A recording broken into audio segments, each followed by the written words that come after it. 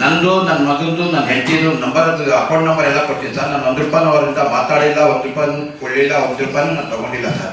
ಸುಮ್ಮನೆ ನನಗೆ ಕೇಸಲ್ಲಿ ಇಡ್ಸ್ಕೊಂಡ್ಬಿಟ್ಟು ನನಗೆ ಜಾಸ್ತಿ ಪ್ರಾಬ್ಲಮ್ ಕೊಟ್ಟಿದ್ದಾರೆ ಸರ್. ನನಗೆ ಎಷ್ಟು ಪ್ರಾಬ್ಲಮ್ ಕೊಟ್ಟಿದ್ದಾರೆ ಸರ್ ಹೇಳೋಕ್ಕಾಗಲ್ಲ. PS ತಗೊಂಡೋಗಿ ನನಗೆ ಬಟ್ಟೆ ಎಲ್ಲ ತೆಗಿಬಿಟ್ಟು ರಾಮಕೃಷ್ಣ ಕಸ್ಟಡಿಯಲ್ಲಿ ಇದ್ದೀನಿ ಸರ್. ನಾನು 15 ದಿವಸ ಯಾರು ಕೇಳೋರಿಲ್ಲ ಸರ್. ನನಗೆ 13 ದಿವಸ ನನಗೆ ಯಾರು ಕೇಳೋರಿಲ್ಲ ಸರ್. ನಮ್ಮ ಮನೆಯವ್ರು ಬಂದರೆ ಮನೆ ಕಳ್ಸೋಕ್ಕೂ ನೋಡಿಲ್ಲ ಸರ್. ನಮ್ಮ ಮನೆಗೆ ನನ್ನ ವೈಫ್ ಅಂದರೆ ವೈಫು ತೋರಿಸಿಲ್ಲ ಸರ್. ನನಗೆ 3 ದಿವಸ ನನಗೆ 2 ದಿವಸ ರಾಮಕೃಷ್ಣ ಬರೋದು, ಹೊಡೆಯೋದು, ಉಂಚೋದು, ಬಯಸೋದು ಸರ್. ನನಗೆ ಜಗದೀಶ್ ಅವ್ರು ಹೇಳ್ತಾ ಇದ್ದಾರೆ ನನ್ನ ಕಸ್ಟಡಿ ಎಲ್ಲ ಅಲ್ಲಪ್ಪ ಇರೋದು, ನೀನು ರಾಮಕೃಷ್ಣ ಕಸ್ಟಡಿಯಲ್ಲಿ ಅಂತ ಹೇಳ್ತಾರೆ ಸರ್. ಸರ್ ನನಗೆ ತುಂಬಾ ಜಾಸ್ತಿ ತಾಪತ್ರೆ ಕೊಟ್ಟಿದ್ದಾರೆ ಸರ್. ನಾನು ಸುಸೈಡ್ ನೋಟ್ ಮಾಡ್ತಾರೆ ಸರ್.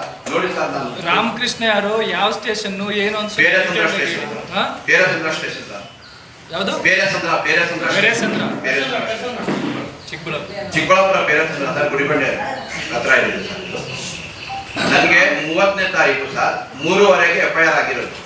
6:30ಗೆ ಹೈದರಾಬಾದಲ್ಲಿ ಬಂದು ಎತ್ಕೊಳ್ತಾರೆ ಸರ್ ಅವರು. ನನಗೆ 11 ಗಂಟೆಗೆ ನೋಟಿಸ್ ಕೊಡ್ತಾರೆ ಸರ್. ನನಗೆ ನೋಟಿಸ್ ಮನೆ ಕಳಿಸಿದ ನನಗೆ ಎತ್ಕೊಳ್ತಾರೆ ಸರ್ ಅವರು. 30ನೇ ತಾರೀಕು ಹೈದರಾಬಾದ್ ಬಂದು 10ನೇ ತಾರೀಕುವರೆಗೂ ಅಲ್ಲೇ ಇರ್ತಾರೆ ಸರ್ ಅವರು. 12 ಜನ ಪೊಲೀಸು SI ಸರ್. ನಾನು ಕಸ್ಟಡಿಯಲ್ಲಿ ಹೋದ್ಮೇಲೆ ಕಸ್ಟಡಿಯಲ್ಲಿ ನಂಗೆ 2 ದಿವಸ ಅವರು ಪೊಲೀಸ್ ಅವರು ಎಲ್ಲ ನನ್ಗೆ ಕೊಟ್ಬಿಟ್ಟು ಅವ್ರು 10 ಜನ 15 ಜನ ಬರೋದು, ಒಂದೊಂದು ಸಾರಿ ಹೊಡಿತಾ ಇರೋದು, ಹೋಗ್ತಾ ಇರೋದು ಸರ್.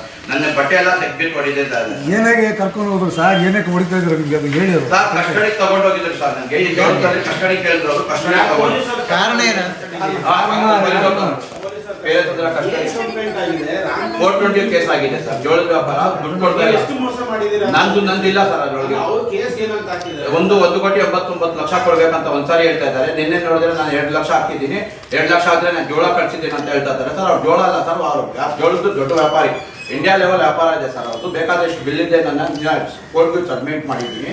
ಅವರು APMC ಕಟ್ ಮಾಡೋಕ್ಕೆ ಬೇರೆಸಂದ್ರ ಇಂಡಿಯಾಗೆ ಜೋಳ ಹೋಗುತ್ತೆ ಸರ್. ಇಲ್ಲಿ ಪಾಪ್ಕಾರ್ನ್ ಜೋಳ ಹೋಗೋದು ಇಂಡಿಯಾ ಮತ್ತು ಅಲ್ಲಿಂದಾನೆ ಸರ್.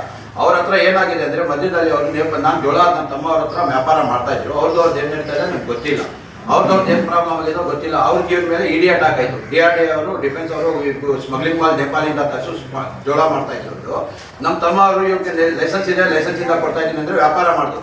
ಒಂದೊಂದು ಗಾಡಿ ಬಂದು 26 ಲಕ್ಷ ಇರುತ್ತೆ ಸರ್. ತಿಂಗಳಿಗೆ 3-4 ಗಾಡಿ ತರ್ತಾರೆ. ಯಾವಾಗಿದು ಬ್ಲ್ಯಾಕ್ ಸ್ಮಗ್ಲಿಂಗ್ ಅಂತ ಹೇಳಿದ್ರು ಅವ್ರು ಬಿಟ್ಬಿಟ್ರು. ಯಾಕಂದ್ರೆ ನಾವು ಹೋಗಲ್ಲ, ಈ ವ್ಯಾಪಾರ ಇದೆ ಅಂತ.